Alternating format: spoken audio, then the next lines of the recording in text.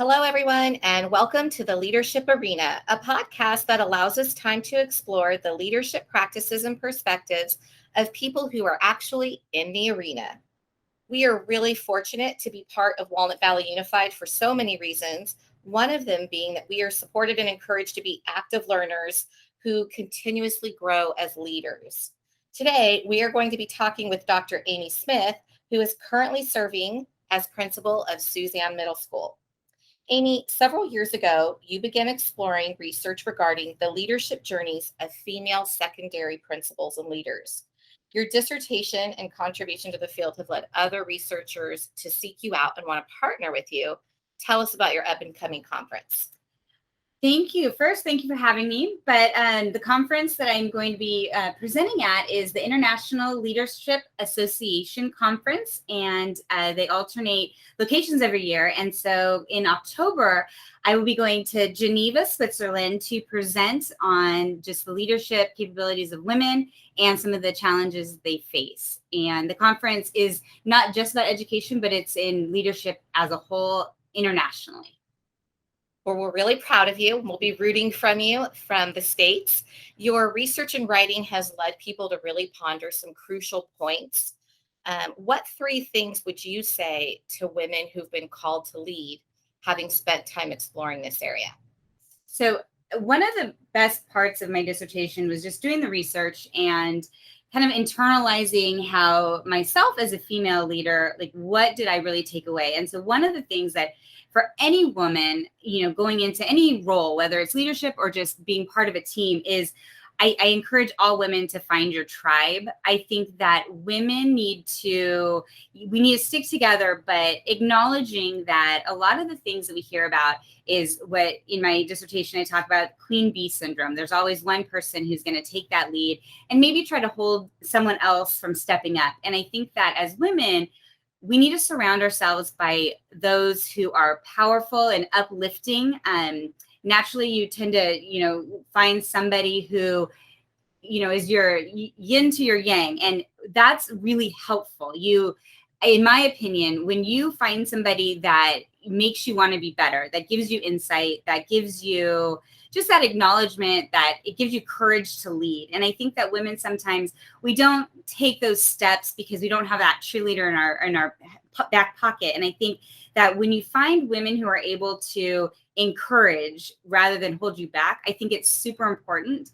And so for any female leader, I encourage all women to find that tribe that rather than pushes you down, just brings you up. And even if you have women going for the same position, you're excited for the other. You find those qualities of, we both deserve this, but I'm excited if you don't get it, or if I'm excited if I get it, and that you're more just each other's cheerleaders. And I think that's rare, but when you find it, I think it's very powerful.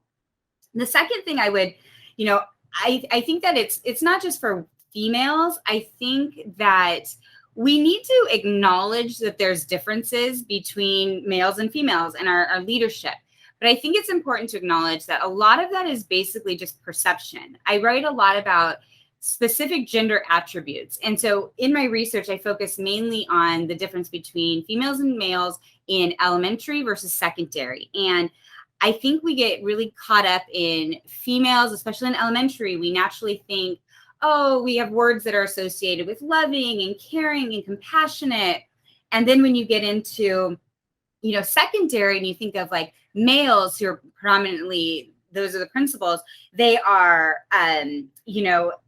more firm and strong and capable. So when we switch those gender roles out, so I'm a female secondary principal, sometimes it's viewed as, instead of strong and capable and firm that the males have, now I'm aggressive, or I'm emotional, or I'm power hungry. And we use those words in a negative way. And I think that we really need to take that gender role out of it, because every principal needs to be loving and caring and firm and strong. And as a female, if I am strong, it's often the B word is used, like, oh, well, she's that way because of this. But if we're having the same, outlook on things, I think that, the best principals, male or female, need to be compassionate and loving and empathetic. And those terms are very feminine.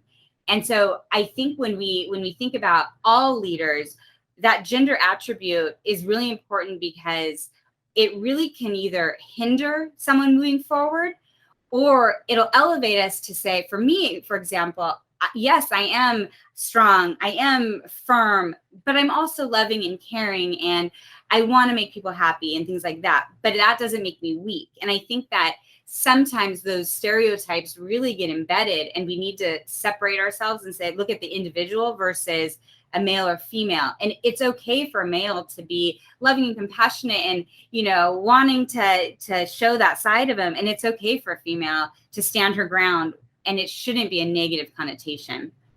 The third thing that I really discovered with my research was women do, and I hate to say it's only women, and men experience this as well, but some of the challenges that I think that men and women need to recognize, especially in female leadership, is women are in a unique situation, especially when we get a little bit older. They use the term the sandwich generation, because women are predominantly taking care of their children still. And then the roles typically fall to women to take care of their parents. And so you have women taking care of both. And so for some reason, that's not an attribute, that's something that males do not do. I know there are men out there that are doing that, but the roles typically fall on females. And I know when you start thinking about, well, this female is really busy because she has kids or she's taking care of her parents, we need to take that out of it. I think that, yes, I'm going to be selfish, but yes, we are taking care of those different roles, but we're also being a fantastic leader in whatever role we're in, as a principal, as a business person. You can do all of it. And I don't think that women get enough credit for that. I think that we are looked at as a mother, or we're looked at as a daughter, not necessarily as a leader. And I think that one of the benefits that I see from my tribe of women is that we find that balance. And I think that's really important to recognize. And that other piece that I really would, along with challenges that I think women face more so than men, is to do with confidence. I think that in a lot of the studies that I read, they talk about how when men find a problem or a challenge, they're fine just going straight for it. Well, women really have to research. We want to really dig deep and figure out, okay, what's the best approach? We overanalyze, which could be a negative or a positive. But I think it's that lack of confidence that we want to be 100% sure before we do something, where men jump in and they're going for it. And again, this is I'm stereotyping, but a lot of the research showed we really do overanalyze, and we do the job well. And that's how we're viewed, because if we aren't doing it well, then we're viewed as, we have too much on our plate, and there's things that are associated with that failure.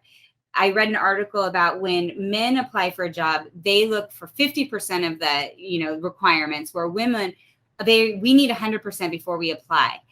You put someone in front of you, it doesn't matter if they have 100% or 50%, but that male will get that interview because they put their name in the hat, where women really have to be sure before we're putting our name in. And I want to make sure that women are gaining that confidence. We're just as capable, or if not more so. And I think that for me, those challenges, we can overcome them. But I think that women in leadership need to start promoting each other. We need to start elevating that experience and those confidence issues and changing those from challenges into successes. So I think, those are three things that I really learned about in my dissertation, my research, and just continuing to be a leader. And I hear about those things. I love your research. I love the things that it brings up and leads us to really think about and reflect on, such as bias, or maybe our own feelings of insecurity and the impact of those feelings. So it's kind of funny that when I created this podcast, my hope was that we would be highlighting the leadership practices and beliefs of our colleagues. And it was rooted in my love for the poem by Teddy Roosevelt, or the speech by Teddy Roosevelt, Man in the Arena. So if we think of it more as the human in the arena, what line of that speech resonates with you most, and why? So I think the whole thing is great. And I think, when I'm reading it, there's a line that says, about the end of triumph of high achievement. And the line that that resonates is, and who at the worst, if he fails, at least he fails while daring greatly. I love it because you need those failures to recognize success and achievement.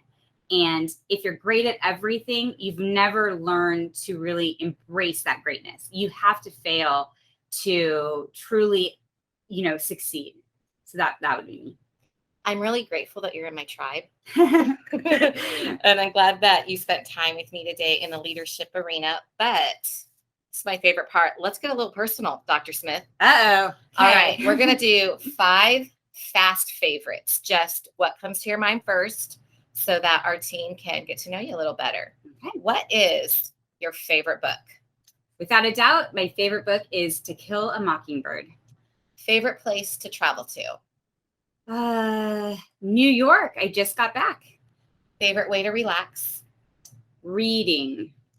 And most of us know that you're an avid runner. So your favorite marathon?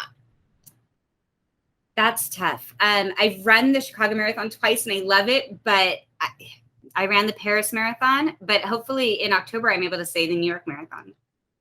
And just so you know, not to stress you out, but our last guest did share his favorite song and also shared that he's been known to do a little karaoke with that song. So no pressure. But what is your favorite song? Well, I feel no pressure because I will not sing it. But I would say it's hard to pick one, but I am obsessed with Tom Petty. So anything by Tom Petty, American Girl, I love everything about Tom Petty. So it would be favorite singer. I'm changing the narrative here. Well, thank you for spending time with us. Thanks for being the kind of woman that fixes another woman's crown without drawing attention to it. And thank you, everyone, for listening and for daring greatly while we encourage others to do the same. That's a wrap, everyone. We'll see you in the arena.